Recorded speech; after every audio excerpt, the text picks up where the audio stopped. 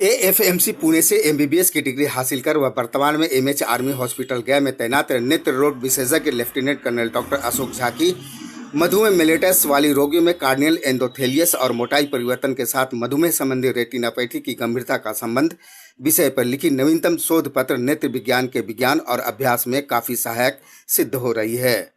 उन्होंने अपनी शोध पत्र में मधुमेह मेलिटस के रोगियों में केंद्रीय कार्नियल मोटाई, एंडोथेलियस सेल घनत्व और आकारिकी का विश्लेषण बड़े ही सरल तरीके से दर्शाया है। साथ ही डायबिटिक रेटिनापैथी की गंभीरता, डीएम की अवधि और ग्लाइकोसिलेटेड हेमोग्लोबिन के स्तर का प्रभाव का भी विश्लेषण उन्होंने किया है, जिससे अंतर्राष्ट्रीय स्तर पर शोध करने वाले छात्रों और नेत्र विशेषज्ञों को काफ़ी सहायता मिल रही है। यही वजह है कि यह शोधपत्र प्रतिष्ठित अंतर्राष्ट्रीय journal I the royal college of ophthalmologist London की आधिकारिक पत्रिका में प्रमुखता से 11 जून 2021 को प्रकाशित किया गया है, जो देश के लिए गौरव की बात है। इस शोध पत्र के लिए उन्हें देश विदेश के नेत्र रोग विशेषज्ञों की लगातार बधाई मिल रही है। उन्होंने अपनी शोध से साबित किया है कि मधुमेह मेलिटस यानी डीएम यानी आँख के पीछे पर्दे रेटिना की बीमारी का कार्नियल एंडोथेलियम और मोटाई पर हानिकारक प्रभाव पड़ता है। उन्होंने आगाह किया है कि इस प्रणालीगत मधुमेह मेलिटस महामारी के रूप में 134 मिलियन लोगों के साथ भारतवर्ष में सन 2045 के लगभग व्यापक प्रसार कर सकता है। विदित हो कि मधुमेह मेलिटस दुनिया भर में महामारी में अनुपात पहुंचने वाला एक प्रमुख स्वास्थ्य खतरा है। यह दुनिया भर में कामकाजी उम्र की आबादी में दृश्य हानि का एक प्रमुख कारण है। शोधार्थी lieutenant colonel doctor Ashok Jha Bihar के बेगूसराय जिले के नौलागढ़ ग्राम के रहने वाले हैं और वे चंद्रदेव झा और सुशीला देवी के पुत्र हैं। वर्तमान में वे आर्मी हॉस्पिटल गया में नेत्र विशेषज्ञ के रूप में तैनात है। Bureau report Subhash.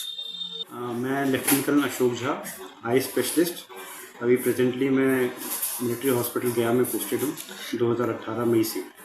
आपने किस विषय पे रिसर्च किया है, कहाँ ये प्रकाशित हुई है? जी, मैंने जो रिसर्च किया है वो मधुमेह, जिसको डायबिटीज़ टाइप 2 डायबिटीज़ मेलिटस बोलते हैं, उससे रिलेटेड ये रिसर्च है। और उसमें हमने देखा है कि पीछे के पर्दे के भिन्न भिन्न ग्रेड के जैसे जैसे उसकी जो तकलीफ बढ़ती है पीछे के पर्दे में, और आगे का जो पर्दा जिसको कॉर्निया बोलते हैं, वो दोनों में हमने एक संबंध पहली बार स्थापित किया है।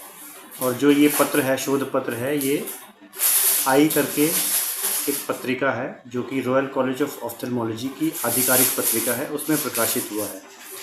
जो आई नामक जो पत्रिका है, इसकी ग्लोबल रैंकिंग, जो विश्व रैंकिंग है, नंबर 17 पे है और ये नेचर ग्रुप से एसोसिएटेड है।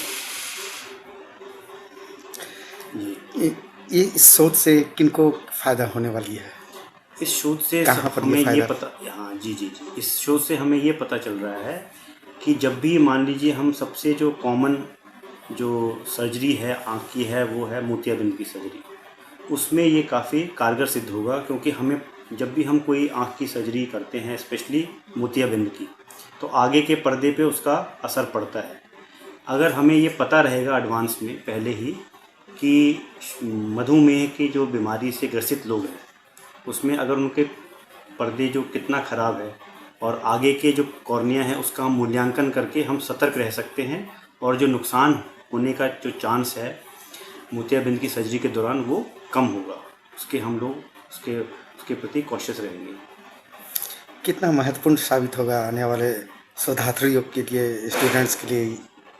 जी, ये इस तरह के जो शोध पत्र हैं वो भिन्न भिन्न लोगों ने प्रकाशित किए हैं, बट ये पहली बार ऐसा हुआ है कि एक संबंध पाया गया है। और ये बहुत बड़े, कम से कम 590 लोगों से ज़्यादा पर हमने ये शोध पत्र किया है। 590 मधुमेह से ग्रसित थे और जो 590 लोग थे वो नॉर्मल थे, जिनको मधुमेह की बीमारी नहीं थी।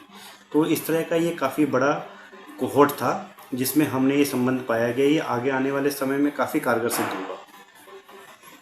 क्या इसकी मुख्य बातें क्या है जो आप लोगों को बताना चाहेंगे? मुख्य बात इसमें यही है कि जो मधुमेह की जो बीमारी है उसमें 3 चीज़ें इफ़ेक्ट होती हैं: आँख, किडनी और हार्ट। और आँख में आगे का पर्दा से लेके पीछे तक सब कुछ प्रभावित होता है। तो पीछे का जो पर्दा है उसके जो भिन्न ग्रेड हैं वो जैसे जैसे उसका ग्रेडिंग मतलब सीरियसनेस बढ़ता जाता है, वैसे वैसे ही आगे के जो पुतली है जिसको कॉर्निया बोलते हैं, उसके सबसे अंदर की जो परत है जिसको एंडोथीलियम बोलते हैं, जिसकी मोटाई मात्र 10 माइक्रोन की होती है, उसके सेल घनत्व, उसकी मोटाई और जो सेल के जो आकार हैं उस पर काफ़ी प्रभाव पड़ता है। ये हमने पहली बार संबंध स्थापित किया है। Thank you.